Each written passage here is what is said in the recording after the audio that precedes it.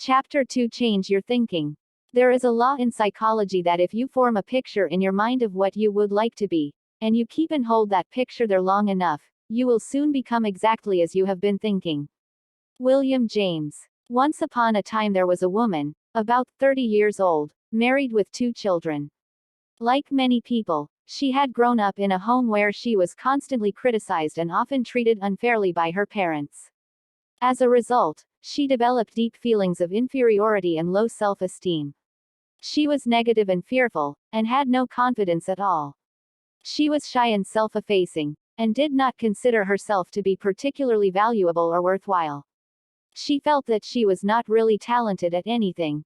One day, as she was driving to the store, another car went through a red light and smashed into her. When she awoke, she was in the hospital with a mild concussion and complete memory loss. She could still speak, but she had no recollection of any part of her past life. She was a total amnesiac. At first, the doctors thought it would be temporary. But weeks passed and no trace of her memory returned. Her husband and children visited her daily, but she did not know them. This was such an unusual case that other doctors and specialists came to visit her as well, to test her and ask her questions about her condition. Starting over. Eventually, she went home, her memory a complete blank. Determined to understand what had happened to her, she began reading medical textbooks and studying in the specialized area of amnesia and memory loss. She met and spoke with specialists in this field. Eventually she wrote a paper on her condition. Not long afterward, she was invited to address a medical convention to deliver her paper, answer questions about her amnesia, and share her experiences and ideas on neurological functioning. During this period, something amazing happened. She became a new person completely. All the attention in the hospital and afterward made her feel valuable, important, and truly loved by her family. The attention and acclaim she received from members of the medical profession built her self-esteem and self-respect even higher. She became a genuinely positive, confident, outgoing woman, highly articulate, well-informed, and very much in demand as a speaker and authority in the medical profession. All memory of her negative childhood had been wiped out. Her feelings of inferiority were wiped out as well. She became a new person. She changed her thinking and changed her life. The blank slate. The Scottish philosopher David Hume was the first to propose the idea of the tabula rasa or blank slate. This theory says that each person comes into the world with no thoughts or ideas at all, and everything that a person thinks and feels is learned from infancy onward. It is as though the child's mind is a blank slate that every passing person and experience leaves a mark on. The adult becomes the sum total of everything he or she learns, feels, and experiences growing up. What the adult does and becomes later is the result of this early conditioning. As Aristotle wrote, whatever is impressed is expressed. Perhaps the greatest breakthrough in the field of human potential in the 20th century was the discovery of the self-concept. This is the idea that each person develops a bundle of beliefs regarding oneself, starting at birth. Your self-concept then becomes the master program of your subconscious computer, determining everything you think, say, feel, and do. For this reason, all change in your outer life begins with a change in your self-concept, with a change in the way you think and feel about yourself and your world. The child is born with no self-concept at all. Every idea, opinion, feeling, attitude, or value you have as an adult you learned from childhood. Everything you are today is the result of an idea or impression you took in and accepted as true. When you believe something to be true, it becomes true for you, whatever the fact may be. You are not what you think you are, but what you think you are.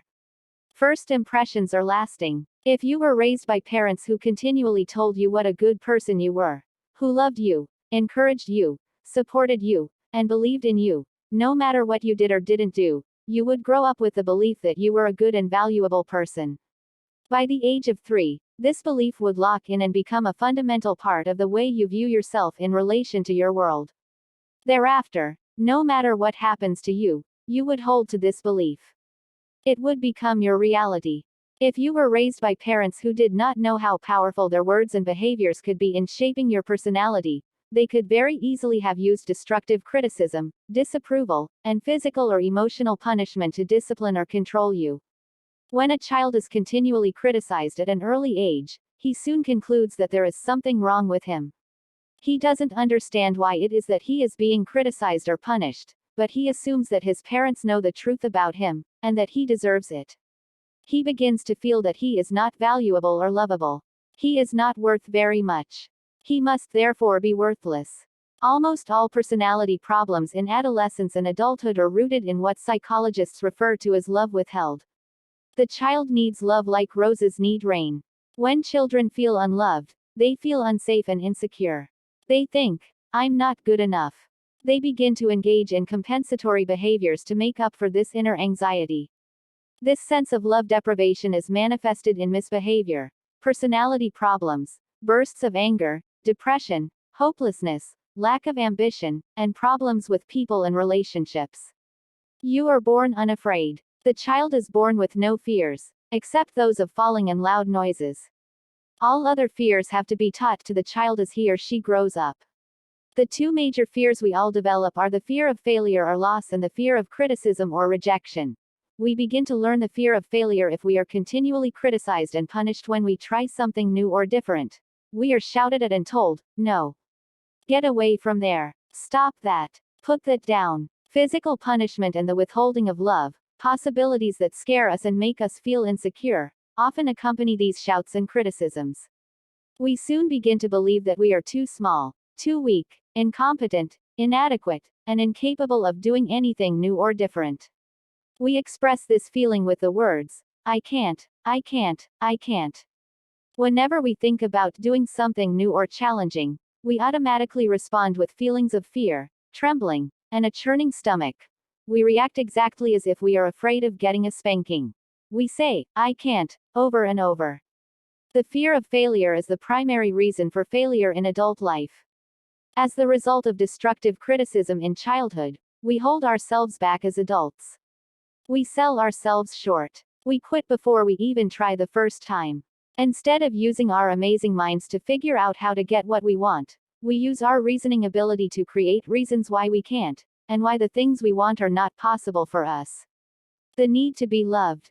The second major fear that holds us back, undermines our confidence, and destroys our desire for a happy life is the fear of rejection, and its expression, criticism. This emotion is learned in early childhood as the result of our parents expressing disapproval of us whenever we do something they don't like, or don't do something that they expect.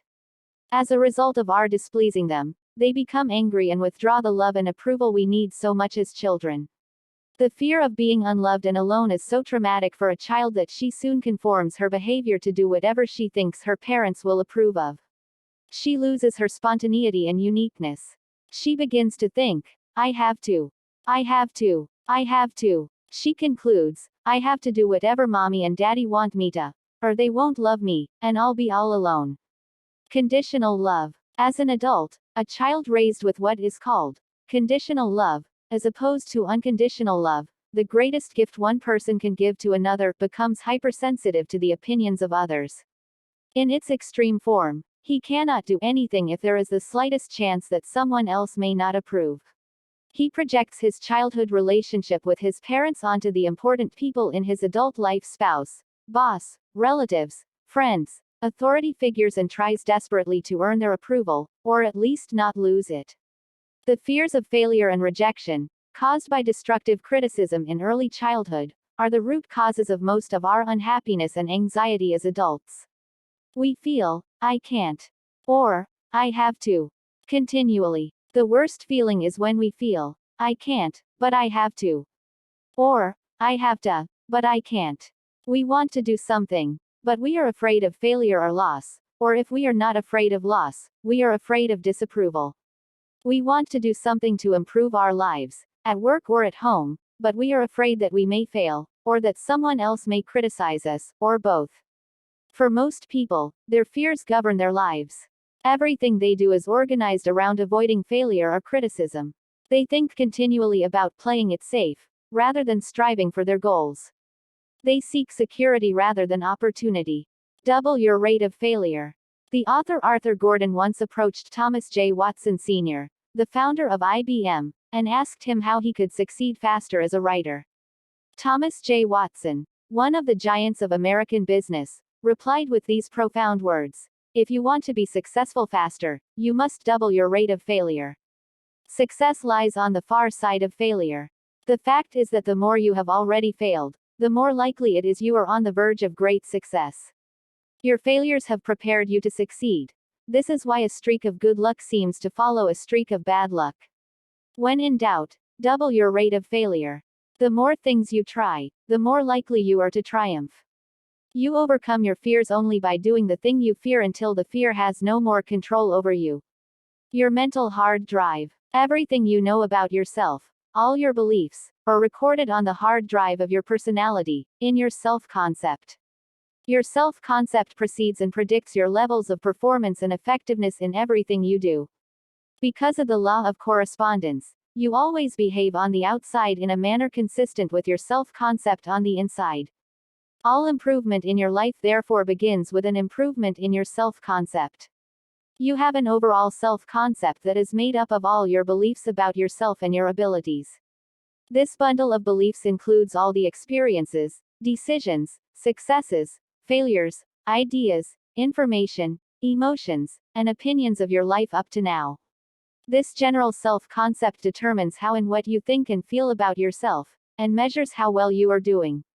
In general, your mini self-concepts. You have a series of mini self-concepts, as well. These mini self-concepts combine to make up your overall self-concept. You have a self-concept for every area of your life that you consider important.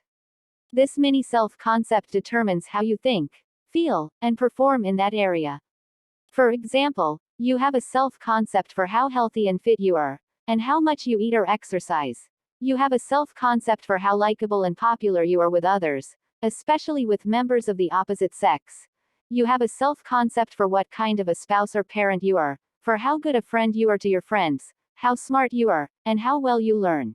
You have a self-concept for every sport you play, and for every activity you engage in, including how well you drive your car. You have a self-concept for how well you do your work, and for how well you do each part of your work. You have a self-concept for how much money you make and how well you save and invest it. This is a critical area. The fact is that you can never earn much more or less than your self-concept level of income. If you want to make more money, you have to change your beliefs about yourself relative to income and money. This is an important part of this book. Change your beliefs. In every case, if you want to change your performance and your results in any area of your life, you have to change your self-concept or your beliefs about yourself for that area. Fortunately, your beliefs are largely subjective. They are not always based on facts. Instead, they are based largely on information you have taken in and accepted as true, sometimes with very little evidence or proof.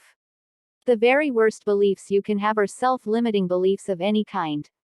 These are beliefs about yourself that cause you to feel somehow limited or deficient in a particular area. These beliefs are seldom true, but if you accept them as valid estimates of your ability, they become true for you, exactly as if they were correct. The starting point of unlocking your potential, and accomplishing more than you ever have before, is for you to challenge your self-limiting beliefs. You begin this process of freeing yourself from self-limiting beliefs by imagining that, whatever they are completely untrue. Imagine for the moment that you have no limitations on your abilities at all. Imagine that you could be, do, or have anything you really wanted in life. Imagine that your potential is unlimited in any way. For example, imagine that you could be earning twice as much as you are earning today. Imagine that you could be living in a bigger house, driving a better car, and enjoying a more expensive lifestyle. Imagine that you have the ability to be one of the top people in your field. Imagine that you are one of the most popular, powerful, and persuasive personalities in your social and business world. Imagine that you are calm, confident, and unafraid of anything. Imagine that you could set and achieve any goal you put your mind to. This is how you begin changing your thinking and changing your life. The starting point of eliminating your fears, and releasing your potential, is to reprogram your mental hard drive with new, positive, constructive, and courageous beliefs about yourself and your future. Throughout this book, you will learn how to do this. 3 parts of your self-concept. Your self-concept has 3 parts, like a pie divided into 3 wedges. Each is linked with each of the others. All three elements together make up your personality. They largely determine what you think, feel, and do, and everything that happens to you. Your self-ideal is the first part of your personality and your self-concept. Your self-ideal is made up of all of your hopes, dreams, visions, and ideals. Your self-ideal is composed of the virtues, values, and qualities that you most admire in yourself and others. Your self-ideal is the person you would most like to become, if you could be a perfect person in every way. These ideals guide and shape your behavior. Great men and women, leaders, and people of character are very clear about their values, visions, and ideals. They know who they are and what they believe in. They set high standards for themselves, and they don't compromise those standards. They are men and women that others can look up to and depend on. They are definite and distinct in their interactions with others. In everything they do, they strive to live up to their ideals. The way you see yourself. The second part of your self-concept is your self-image. This is the way you see yourself and think about yourself. It is often called your inner mirror. It is where you look internally to see how you should behave in a particular situation. Because of the power of your self-image, you always perform on the outside consistent with the picture you have of yourself on the inside. The discovery of the self-image, pioneered by Maxwell Maltz, is a major breakthrough in understanding human performance and effectiveness. By visualizing and imagining yourself performing at your best in an upcoming situation, you send a message to your subconscious mind. Your subconscious mind accepts this message as a command, and then coordinates your thoughts, words, and actions so that they fit a pattern consistent with the picture you created. All improvement in your life begins with an improvement in your mental pictures. Your internal images influence your emotions, your behaviors, your attitudes, and even the way other people respond to you.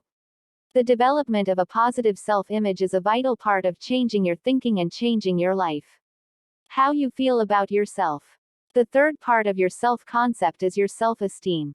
This is the emotional component of your personality, and is the most important factor in determining how you think, feel, and behave. Your level of self-esteem largely determines much of what happens to you in life. Your self-esteem is best defined as how much you like yourself. The more you like yourself, the better you perform at anything you attempt. And by the law of reversibility, the better you perform, the more you like yourself. Your self-esteem is the reactor core of your personality. It is the energy source that determines your levels of confidence and enthusiasm. The more you like yourself, the higher will be the standards you will set for yourself. The more you like yourself, the bigger the goals you will set for yourself and the longer you will persist in achieving them. People with high self-esteem are virtually unstoppable. Your level of self-esteem determines the quality of your relationships with others. The more you like and respect yourself, the more you like and respect others and the better they feel toward you. In your business life and career, your personal level of self-esteem will be the critical factor that determines whether or not people will buy from you, hire you, enter into business dealings with you, and even lend you money. The better your self-esteem, the better you will be as a spouse and parent. High self-esteem parents raise high self-esteem children. These children develop high levels of self-confidence and associate with other high self-esteem children. High self-esteem homes are characterized by love, laughter, and happiness for everyone who lives there. The determinant of self-esteem. Your level of self-esteem is largely determined by how closely your self-image, your current performance and behavior, matches your self-ideal, your picture of how you would perform if you were at your very best. You are always comparing your actual performance with your ideal performance at an unconscious level. Whenever you feel that you are living up to your very best, you feel terrific about yourself. Your self-esteem soars. You feel happy and fulfilled. Whenever you do or say something that is not in keeping with your ideals or the best of which you feel you are capable, your self-esteem goes down. Whenever there is a wide separation between the person you are in the moment and the ideal person you want very much to be in the future, you feel badly about yourself. This is why you get angry with yourself whenever you fail at something, or behave badly in a situation with other people. Your self-ideal continually reminds you of how much better a person you can be. The core of personality. Psychologists agree today that your self-esteem lies at the core of your self-concept and your personality. Every improvement in any part of your personality or performance boosts your self-esteem, and causes you to like and respect yourself even more. The more you like yourself, the better will be your self-image and subsequent performance, and the faster you will move toward becoming more like your self-ideal. The best news of all is that there is an inverse relationship between your level of self-esteem and your fears of failure and rejection. The more you like yourself, the less you fear failure. The more you like yourself, the less concerned you are with the opinions of others, and the less you fear criticism. The more you like yourself, the more you make your decisions based on your own goals and standards, and the less you care what others think or say. Control your inner dialogue. Just as you become what you think about, you also become what you say to yourself.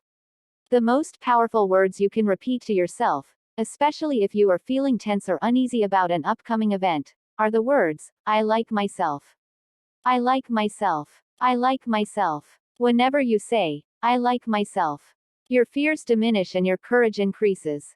The words, I like myself, are so powerful and positive that they are immediately accepted by your subconscious mind as a command. They instantly affect your thoughts, feelings, and attitudes. Your body language immediately improves, and you stand straighter. Your face becomes more positive and cheerful. Your tone of voice becomes stronger and more confident. You feel better about yourself, and as a result, you treat everyone around you in a warmer, friendlier way. You begin the process of changing your thinking and changing your life by going to work on your self-concept. You start by developing a clear, positive, exciting, and inspiring self-ideal, consistent with the very best person you can imagine yourself becoming. You develop a positive self-image by imagining yourself performing at your very best in everything you do. Finally, you develop high and unshakable levels of self-esteem by loving and accepting yourself unconditionally as a valuable and worthwhile person. Examine your basic premises. Most of your thoughts and your responses to the events and people of your life are determined by your basic premises. These are the ideas, beliefs, opinions, and conclusions you have come to as the result of inputs and experiences starting in childhood. They constitute not only your self-concept, but also your philosophy of life. The more adamant and convinced you are of your basic premises, the more they predict and control everything you do, say, and feel. If you believe yourself to be an excellent person, loaded with talent and ability, friendly and popular, healthy and energetic, curious and creative, and destined to have a wonderful life, these basic premises will lead you to set goals, work hard, develop yourself, treat others well, bounce back from adversity, and ultimately succeed. Nothing will be able to stop you in the long run. It is not what happens to you in life that is important. It is only how you react to what happens. It doesn't matter where you're coming from, either. All that really matters is where you are going. And where you are going is limited only by your own imagination. And since your imagination is unlimited, your future is unlimited as well. These are the basic premises and beliefs you need to fulfill your potential. Dissolving the myths. Unfortunately, there are several myths that we accept as we grow up that can sabotage our hopes for success, joy, and fulfillment later in life. Let's look at these self-limiting beliefs one at a time. The first and worst is summarized in the feeling, I'm not good enough. This is the basic premise that causes feelings of inferiority and inadequacy. We assume that other people are better than we are just because, at the moment, they are doing better than we are. We feel that they must be worth more than us. Therefore, we must be worth less than them. This feeling of worthlessness sits deep in the psyche and causes us to sell ourselves short. We settle for less than we are truly capable of. Rather than to fail at a new goal, we don't set it in the first place. The correct basic premise for you to develop, or belief for you to have, is that not only are you good enough, but you have the ability to be excellent in any area that is important to you. You have unlimited potential to be, do, and have more than you have ever achieved up to now. As William Shakespeare said in The Tempest, what's past is prologue. Whatever you have accomplished in the past is only a hint of what you can do in the future. Talk to yourself positively. The most powerful words in your vocabulary are the words that you say to yourself and believe. Your self-talk, your inner dialogue, determines 95% of your emotions. When you talk to yourself, your subconscious mind accepts these words as commands. It then adjusts your behavior. your self-image, and your body language to fit a pattern consistent with those words. From now on, talk to yourself only in terms of what you want to be and do. Refuse to say anything about yourself that you do not sincerely desire to be true. Repeat the powerful, positive words, "I can do it," over and over. Prior to any event of importance, repeat the words, "I like myself." Say, "I'm the best. I'm the best. I'm the best," again and again like you really mean it. Then, stand up straight and strong, put a confident smile on your face, and do the very best of which you are capable. Soon it will become a habit. You deserve the best. As the result of previous destructive criticism, people accept another myth, or self-limiting belief. It is that they don't really believe that they deserve to be successful. This deep inner feeling of undeservingness is quite common among those of us who started off with very little in life, or who came from families that had little money when we were growing up. It can also be caused by people who told us at a young age that to be poor is virtuous but to be rich is sinful. If you have grown up feeling undeserving of good things, for any reason, and you do achieve success in your field, you may experience what is called the imposter syndrome. You will feel that you are an imposter in your success, and that you are going to be found out. No matter how successful you become as the result of your hard work, you will have a nagging fear that it will all be taken away from you. If you feel like an imposter, you will often feel guilty for achieving greater success than others. To escape these feelings of guilt, many people engage in self-sabotage. They eat too much, drink too much, take dope, ignore their families, engage in unpredictable behaviors, and often throw their money away in extravagant living and unwise investments. They feel deep down inside that they don't deserve their success. As a result, they often drive it away. Dedicate yourself to serving others. The truth is that you deserve everything you can rightfully earn by doing an excellent job, and producing or distributing products or services that improve people's lives and work. In a market society such as ours, all transactions are voluntary. People buy something only if they feel that they are going to be better off as a result. You can therefore be successful in the long run only by providing people with the things they want to improve their lives and work. The more and better you serve other people, the more you both deserve and earn. The word deserve comes from the two Latin words de, which means from, and servire, which means to serve. Therefore, the word deserve means from service. The people who do the best in our society, with few exceptions, are those who are serving other people better than someone else. Your whole focus in your career should be on serving other people better. Then you will deserve every dollar you earn. Abraham Lincoln once said, "The very best way to help the poor is not to become one of them." In our society, the more financially successful you are, the more taxes you are likely to pay. These taxes help pay for the schools, hospitals, roads, welfare, Medicare, military expenditures, and all the important things that our society offers. You can be proud to be financially successful. By making a lot of money, you make a significant contribution to lots of people. You do well for yourself by doing well for others. Repeat the words, "I deserve every penny I earn" as the result of serving others with the products and services they need to improve their lives. I am proud of my success. You are an excellent person. You are a thoroughly good person. You are honest, decent, truthful, and hardworking. You treat other people with courtesy, respect, and warmth. You are dedicated to your family, friends, and your company. You are strong, confident, and responsible. You are knowledgeable, intelligent, and experienced. You are important not only to the people closest to you, but also to your community. You were born for a special reason, and you have a great destiny to fulfill. You are an excellent person in every way. The preceding paragraph is a statement of your real personality and character. It may not be true for you 100% of the time, but it is a good general description of who you really are inside, and where you are going with your life. When you unconditionally accept that you are a truly valuable and worthwhile person, you will express it in everything you say and do.